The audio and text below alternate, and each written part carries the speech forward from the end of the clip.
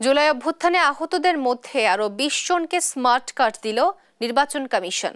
বুধবার দুপুরে রাজধানীর জাতীয় অর্থোপেডিক ও পুনর্বাসন প্রতিষ্ঠান পঙ্গু হাসপাতালে জুলাই আন্দোলনে আহতদের মাঝে স্মার্ট কার্ড তুলে দেন এনআইডি মহাপরিচালক ASM হুমায়ুন কবির।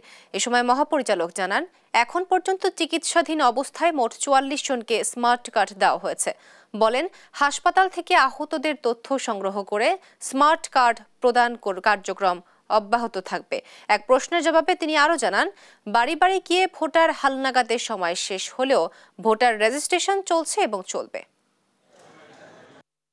আমরা মনে করেছি যে এই ছেলেগুলোর এই এনআইডি কার্ড পাওয়া ওরা হকদার, এবং ওরা যেহেতু অসুস্থ এবং ওদের পক্ষে আমাদের কাছে যাওয়া সম্ভব না, বা উপজেলা অফিসে বা আমাদের সেন্টারগুলোতে যাওয়া সম্ভব না, আমাদেরই তাদের কাছে আসা উচিত। এই তাগিদ থেকেই আমরা নির্বাচন কমিশন সচিবালয় থেকে সিদ্ধান্ত নিয়েছি যে আমরা হসপিটালে যারা চিকিৎসাধীন রয়েছে আমরা তাদের কাছে যাব এবং তাদেরকে আমরা এই সেবা পৌঁছে দেব।